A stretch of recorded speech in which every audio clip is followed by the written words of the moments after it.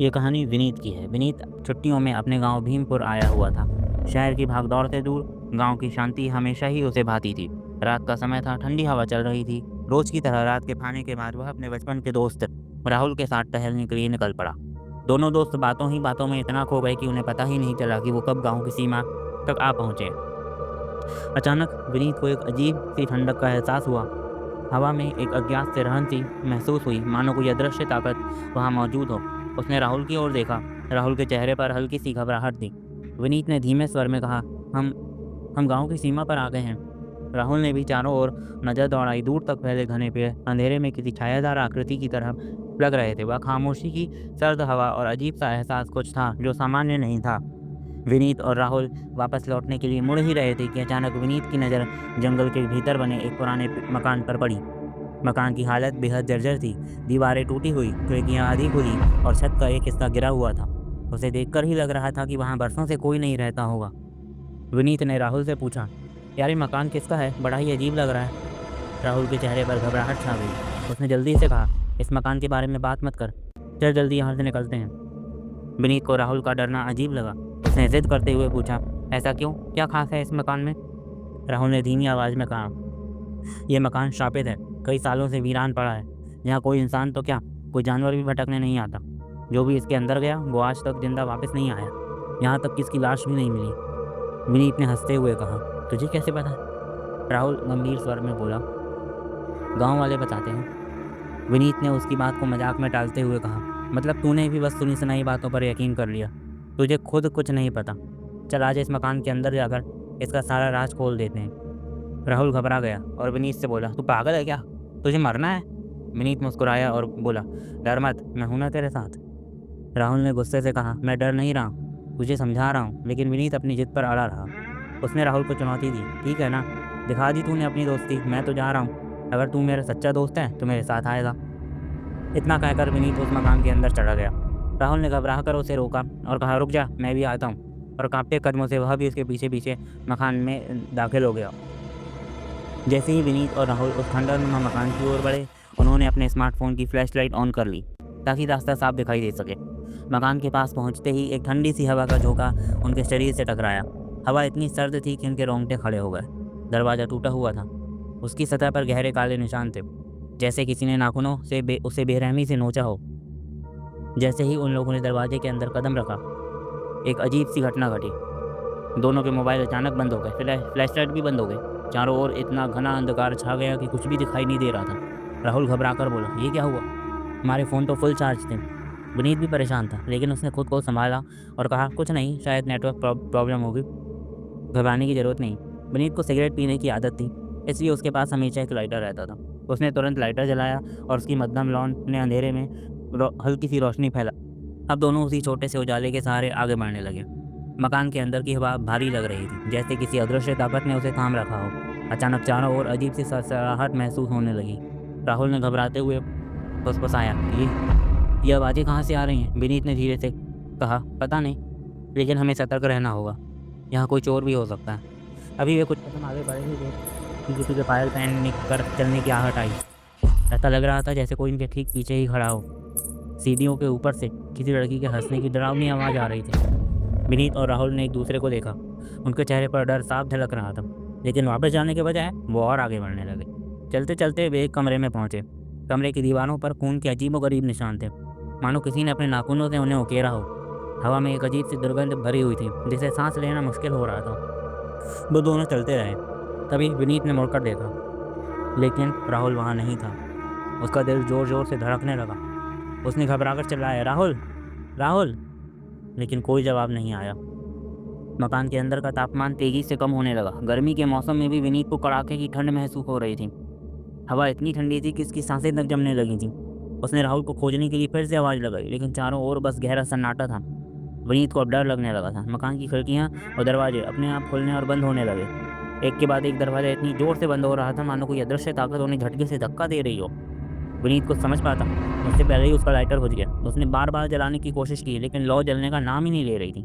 अब वह पूरी तरह अंधेरे में था। घबराहट के मारे उसके हाथ पैर ठंडे पड़ गए। विनीत बस किसी तरह भागना चाहता था अपने दोस्त राहुल को लेकर, पर वो मिल ही नहीं रहा था।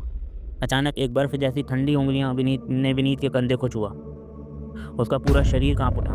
उसने तुरंत पीछे मुड़कर देखा। एक सफ़ेद साड़ी में लिपटी हुई औरत खड़ी थी। उसका चेहरा भयानक था। गड्ढों में धसी हुई काली आँखें, नीले पड़े होंठ, चेहरा इतना सफ़ेद कि मानो शरीर में खून की एक बूंद भी ना हो। विनीत तुरंत समझ गया कि वो इंसान नहीं है। खिड़कियों से आती हल्की चाँद की रोशनी में जैसे ही उसने उसका चेहरा देखा, उसकी तो चीख निकल गई। विनीत संभल पाता कि एक और भयानक डरावनी आवाज़ चारों ओर फैल गई और वो औरत बोली। तुम भी यहीं रह जाओगे हमेशा के लिए। वो औरत हवा में घुलकर कहीं गायब हो गई। कमरे में इतना घना और गहरा सन्नाटा पसर गया। विनीत डर से कांप गया। मकान की दहशत अब विनीत के अंदर गहराई तक उतर चुकी थी। लेकिन सवाल यह था कि राहुल कहाँ है? विनीत राहुल को लगातार खोजे जा रहा था। विनीत की सांसें तेज हो गईं। उसके शरीर में ठंड का साया लिपट चुका था। सफ़ेद साड़ी में लिपटी वह भयानक औरत अचानक गायब हो चुकी थी, लेकिन उसकी डरावनी हंसी अभी भी मकान की दीवारों में गूंज रही थी। विनीत को अब अपने फैसले पर पछतावा हो रहा था। अगर वह इस मकान में नहीं आता तो यह सब होता ही नहीं, पर अब बहुत देर हो चुकी थी। इतने घने अंधेरे में हिम्मत जुटाकर विनीत दीवारों को टटोलते हुए आगे बढ़ने की कोशिश कर रहा था। उसकी सांसें तेज थी। दिल इतनी ज़ोर से धड़क रहा था कि उसे लग रहा था कि अब वो बाहर ही ना आ जाए। अचानक उसका पैर किसी नरम चीज़ से टकराया। वह ठिठक गया। घना अंधेरा था, कुछ भी साफ नहीं दिख रहा था। डरते डरते उसने ज़मीन पर हाथ रखा। उसके हाथ में कुछ गर्म चिपचिपा सा महसूस हुआ। विनीत तुरंत समझ गया ये तो खून है। उसके पूरे शरीर में सिरहन सी दौड़ गई। उसने जल्दी से अपना हाथ पीछे खींचा। विनीत का शरीर कांपने लगा। एक धीमी सी दर्द भरी आवाज़ आई, विनीत, विनीत। विनीत की आंखों में आशा की एक किरण जागी, क्योंकि यह आवाज़ राहुल की थी। विनीत ने घबराते हुए पुकारा, राहुल। विनीत को कुछ दिखाई नहीं दे रहा था, लेकिन महसूस हुआ कि राहुल ज़मीन पर पड़ा है। राहुल की आवाज़ बेहद कमज़ोर थी। वह दर्द में कराहते हुए बोला, विनीत भाग यहाँ से। तुझे नहीं पता वो क्या चीज़ है, वो तुझे भी मार देगी। भाग यहाँ से विनीत। विनीत की आंखों से आंसू बहने लगे। विनीत ने कहा, नहीं राहुल, हम साथ आए हैं, साथ ही बाहर जाएंगे। उसने राहुल का हाथ पकड़ने की कोशिश की, लेकिन राहुल ने अपनी आखिरी ताकत जुटाकर कहा, विनीत मेरा वक्त ख़त्म हो चुका है, तुझे जाना होगा वरना तू भी नहीं बचेगा। और फिर राहुल की आवाज़ हमेशा के लिए शांत हो गई। विनीत ने उसे बार बार पुकारा, हिलाया डुलाया, लेकिन अब तक कोई जवाब नहीं आया। विनीत अब समझ चुका था कि राहुल अब इस दुनिया में नहीं रहा। विनीत फर्श पर बैठकर रोने लगा। खुद को कोस रहा था कि क्यों उसने राहुल को इस मकान में आने के लिए मजबूर किया। तभी ज़ोर ज़ोर से दरवाज़ा खटखटाने की आवाज़ आई। कोई दरवाज़ा इतनी ज़ोर से खटखटा रहा था कि विनीत के कानों में दर्द होने लगा। वह डर से उठा और भागना चाहा, लेकिन भाग नहीं पाया। जैसे ही उसने भागने के लिए पहला कदम बढ़ाया, उसे महसूस हुआ जैसे कोई ताकत उसे रोक रही है। उसने जितनी बार भागने की कोशिश करी, वो घूम फिर कर वहीं लौट आया। वो परेशान हो गया। अब विनीत को बस एक ही रास्ता दिख रहा था, खिड़की से कूद जाना। उसने खिड़की की ओर देखा। ऊंचाई बहुत ज़्यादा थी। उसके हाथ पैर टूट सकते थे, लेकिन अब उसके पास कोई और रास्ता नहीं था। वह दौड़ा और बिना कुछ सोचे समझे कूद गया, लेकिन वह मकान के बाहर गिरने की बजाय उसी मकान के हॉल में आ गिरा। यह कैसे हो सकता है? विनीत ने घबरा कर कहा। तभी एक डरावनी हंसी पूरे हॉल में गूंज उठी। विनीत समझ गया, इस मकान के बाहर जाना नामुमकिन है। उसका साहस टूट चुका था। वह ज़मीन पर गिर पड़ा और रोते हुए बोला, कृपया मुझे जाने दो, मुझे मत मारो, मुझसे गलती हो गई है, मैं यहाँ दोबारा कभी नहीं आऊँगा। तभी उसे अचानक अपनी माँ की दी हुई रुद्राक्ष माला याद आई। उसने तुरंत अपने गले में हाथ डाला और माला निकाल ली। अब उसके पास सिर्फ एक आखिरी मौका था। वह माला को कसकर पकड़कर दरवाजे की ओर भागा। जैसे ही उसने दरवाजे को छुआ, एक जोरदार करंट का झटका लगा।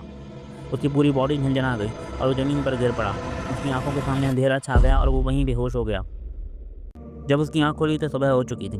उसने अपने चारों ओर देखा। वह श्रापित मकान के अंदर नहीं था, बल्कि गांव के चौराहे पर पड़ा था। गांव के कुछ लोग उसे घेरे हुए थे।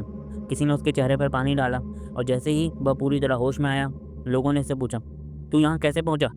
विनीत के पास अब छिपाने के लिए कुछ भी नहीं था। उसने सब कुछ सच बता दिया। गाँव के लोग बहुत गुस्से में थे। गाँव के लोगों ने उसे बहुत डांटा। जब राहुल की मौत की खबर फैली तो माहौल में मातम छा गया। राहुल की माँ ने जैसे ही अपने बेटे की मौत की खबर सुनी तो वो तो बेहोश ही हो गई। राहुल उनका इकलौता बेटा था और अब वो भी चला गया। विनीत सर झुकाए खड़ा था और अपने आप को कोस रहा था। राहुल की मौत का जिम्मेदार वही था। अगर वह उसे ज़बरदस्ती उस मकान में ना ले जाता तो शायद आज राहुल जिंदा होता। विनीत की आंखों से आंसू थम नहीं रहे थे, लेकिन अब उसकी ज़िंदगी, अपने दोस्त और एक माँ बाप के इकलौते बेटे राहुल के खोने का पछतावा हो रहा था।